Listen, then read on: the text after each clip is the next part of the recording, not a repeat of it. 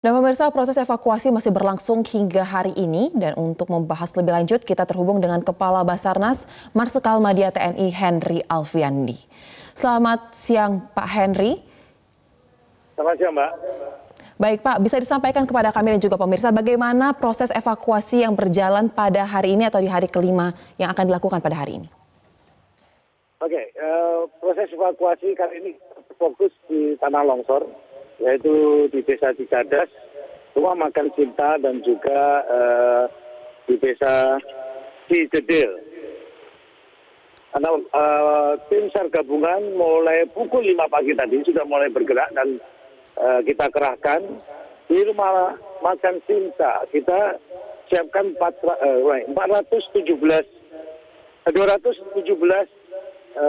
dari Basarnas dan tim gabungan. Dan nanti akan di shift yang kedua. Pagi tadi menemukan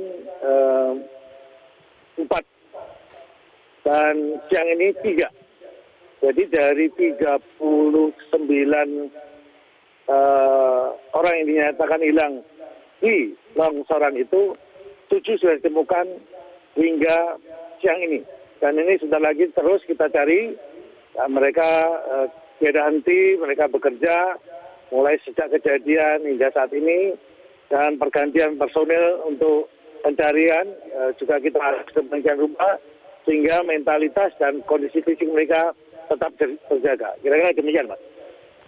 Baik Pak Henry, tadi Bapak menyebutkan bahwa untuk hari ini masih fokus di daerah longsor. Nah, bisa disebutkan Pak mungkin titiknya, ini di wilayah mana saja, ada berapa titik longsor yang akan dilakukan pencarian. Kemudian Pak, dari 39 orang yang hilang, 7 sudah ditemukan. Nah, 7 orang ini apakah warga atau pelintas yang selama ini disebut ada termasuk dalam 39 tersebut? Oke, saya jawab satu dulu ya Pak. Yang 3 itu adalah di Desa Cijedil, kemudian pinggir jalan Rumah Makan Sinta, dan satu lagi Kampung Cicadas. 3 tempat inilah diperkirakan 39 orang hilang itu menurut laporan berada di situ.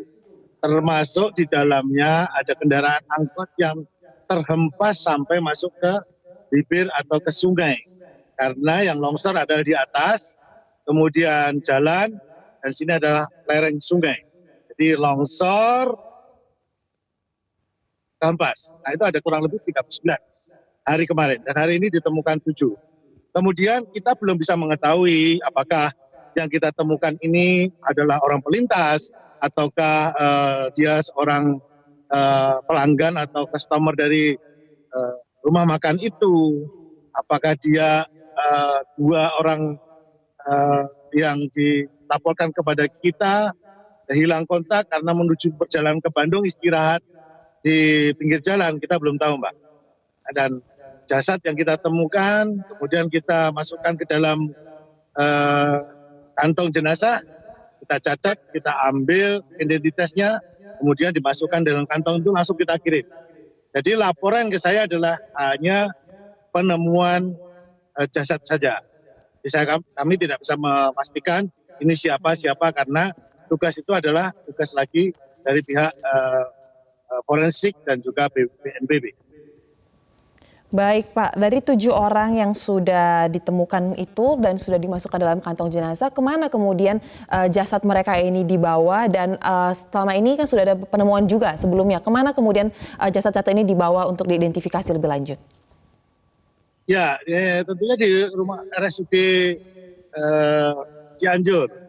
Nah, dan itu sudah terlaksana sedemikian baik kerjasama kami dengan Departemen Kesehatan, khususnya rumah sakit daerah. Para korban-korban ini dikumpulkan dan di sana diidentifikasi. Kemudian dari rumah sakit akan bersama-sama dengan tim forensik kepolisian dan juga BNPB atau BPBD daerah mengidentifikasi dan memberikan data-data, kemudian menghubungi keluarga dan sebagainya. Itu adalah proses-proses yang menurut saya sudah berjalan dengan baik di setiap terjadi kejadian bencana seperti ini, Pak. Oke, Pak Henry, kemudian untuk hari ini kan proses dari evakuasi dan juga pencarian korban masih terus dilakukan. Bisa dipastikan Pak, apakah ini merupakan hari terakhir untuk melakukan pencarian mengingat masa golden time-nya atau seperti apa? Nah, golden time itu di dalam bencana alam tuh earthquake atau gempa bumi itu 3 hari, Mbak. Itu apa sih arti golden time itu? Orang di dalam reruntuhan itu rata-rata bisa bertahan 3 hari tanpa makan dan minum. Nah dia kan terjepit ya atau tertimpa. Nah waktu inilah yang harus kita capai untuk mencari atau bisa menyelamatkan nyawanya. Nah proses berikutnya setelah ini terlewatkan, yang kita cari sekarang mengevakuasi. Mungkin masih ada korban, jasad, dan sebagainya. Ini tugas Basarnas harus sampai menemukan ke 39 yang ada catatan yang dari BPBD daerah maupun BNPB. Itu yang harus kita cari. Sampai batas diberhentikannya oleh pihak yang berwenang. Dalam hal ini Basarnas akan terus mencari, dan Basarnas punya hitungan waktu. Yang pertama ya 7 hari pertama, kemudian apakah ini diperpanjang atau tidak, biasanya diperpanjang. Kalau melihat sampai hari Jumat ini masih ada sisa kurang lebih 33 lagi yang kita cari. Ini akan terus kita cari. Seperti pengalaman kita di Semeru, bahkan hampir 1 bulan kita masih mencari. Nah, begitu kira-kira. Baik Pak, walaupun golden time atau 3 hari setelah peristiwa ini terjadi sudah terlewati, tetapi Basarnas masih tetap fokus untuk mencari korban tersebut ya Pak. Kemudian Pak, kita tahu tadi Bapak mengatakan bahwa ada 3 lokasi yang menjadi fokus pencarian pada hari ini. Tetapi Pak, di luar 3 daerah ini masih ada wilayah lain yang masih terpencil. Lantas seperti apa mungkin strategi dari pihak Basarnas untuk dapat menjangkau di wilayah-wilayah tersebut, walaupun informasinya korban ini terpusat di 3 lokasi yang hari ini menjadi pusat pencarian? Ya, fokus pada hari ini memang di tempat pencarian longsor, dan itu sudah mendapatkan laporan dan informasi dari BPBD maupun pihak terkait. Strategi Basarnas sekarang adalah memanfaatkan waktu, memanfaatkan alat utama kita seperti helikopter saat ini kita gunakan untuk, mungkin bisa lihat mereka sedang mengangkut bahan makanan yang dibutuhkan oleh korban terdampak. Kita dropping di daerah-daerah terpencil untuk memberikan bantuan kepada mereka, moral mereka, juga memberikan secara material dari udara, ya, dari udara.